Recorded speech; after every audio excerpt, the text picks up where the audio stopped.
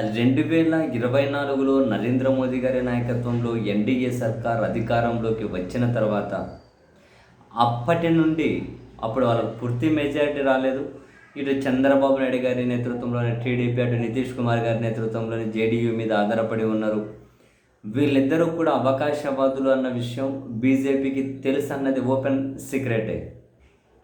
అందుకని సమయం చూసుకొని కరెక్ట్గా మనకు ఫేవర్గా ఉన్న ఆ మూమెంట్స్ చూసుకొని వన్ నేషన్ వన్ ఎలక్షన్ జమిలీ ఎన్నికలకు వెళ్ళాలి అని బీజేపీ అయితే ప్రయత్నాలు చేస్తూ ఉంది. రాగానే రామ్నాథ్ కోవింద్ గారి నేతృత్వంలో కమిటీ వేశారు. ఆ కమిటీని క్యాబినెట్ అనేది ఆమోదించింది. నెక్స్ట్ అదిగో ఈ సమావేశంలో లేకుంటే వచ్చే సమావేశంలో ఆ జమిలీ బిల్ అనేది పార్లమెంట్లో ప్రవేశపెడతారు అని చెప్పి జాతీయ మీడియా కూడా వరుస పెట్టి వార్తలు ప్రసారం చేసుకుంటూ వచ్చారు. బట్ కొన్ని రోజులు అది పక్కకు పోయినట్లు కనిపించింది. మళ్ళీ తాజాగా ఆపరేషన్ సింధూర్ అని మళ్ళీ పాకిస్తాన్ తోటి వైరం, ఈ ఎపిసోడ్ అంతా నడిచిన తర్వాత సరే బీజేపీ ఏమో అండ్ కేంద్ర ప్రభుత్వం ఏమో దీన్ని రాజకీయ పరంగా చూడకూడదు, రాజకీయాలకు వాడుకోకూడదని చెప్పి వాళ్ళు అంటారు. వీళ్ళు మాత్రం దాన్ని పూర్తిగా రాజకీయాలకు వాడుకుంటూ ఉన్నారు. వాడుకునే ప్రయత్నం గట్టిగా చేయబోతూ ఉన్నారు. అండ్ దీన్ని బీహార్లో వాళ్ళు పరీక్షించుకోబోతూ ఉన్నారు. ఆపరేషన్ సింధూర్ ఎఫెక్ట్ ఎలా ఉంది, ఏ విధమైనటువంటి అభిప్రాయం ప్రజల్లో కలిగి ఉంది, బీజేపీ అండ్ ఎన్డీఏకి ఏ విధమైనటువంటి అనుకూల సంకేతాలు ఉన్నాయి అన్నది వాళ్ళు బీహార్ ఎన్నికల్లో పరీక్షించుకోబోతున్నారు. అండ్ అదే సమయంలోనే మళ్ళీ జమిలీ ఎన్నికలు అనే చర్చ మొదలెట్టారు. తాజాగా ఈరోజు కూడా చెన్నైలో తెలంగాణ మాజీ గవర్నర్ తమిళసై సౌందర్యరాజన్ గారి నేతృత్వంలో ఆమె బీజేపీ, ఇంతకుముందు బీజేపీ మధ్యలో గవర్నర్ అయ్యారు, మళ్ళీ దానికి రాజీనామా చేస్తే ఇప్పుడు మళ్ళీ బీజేపీ, ఆమె నేతృత్వంలో చెన్నైలో జమిలీ ఎన్నికల మీద ఒక చర్చ, ఒక డిస్కషన్ జరిగింది.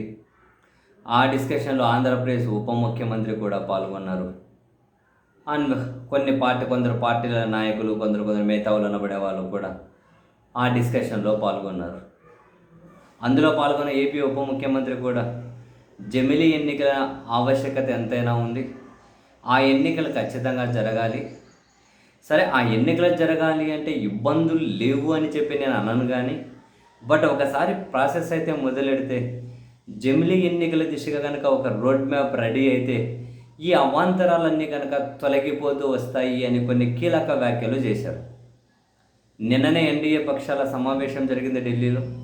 ఇందులో ముఖ్య నాయకులందరికీ కూడా జమిలీ ఎన్నికల గురించి ఢిల్లీ ప్రభుత్వ పెద్దలు, బీజేపీ పెద్దలు మాట్లాడారు. ఆ ఎన్డీఏ సమావేశం అయిపోయిన ఈరోజే చెన్నైలో ఒక మీటింగ్ జరిగింది. జమిలీ ఎన్నికల గురించి ప్రజలకు చెప్పాలి, దాని ఏమంటారు పాజిటివ్స్ ఎట్లున్నాయి, దానివల్ల ఎన్ని లాభాలు ఉన్నాయనేది జనాలకి చెప్పాలని చెప్పి నిర్ణయం తీసుకున్నారు.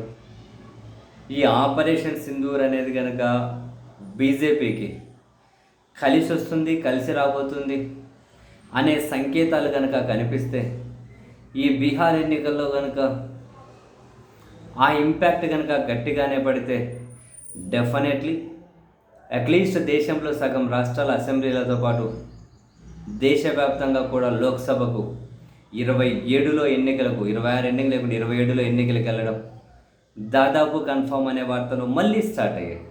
బీజేపీ అన్ని ఏరియాల్లోనూ ఈ మీటింగ్స్ పెట్టబోతూ ఉంది.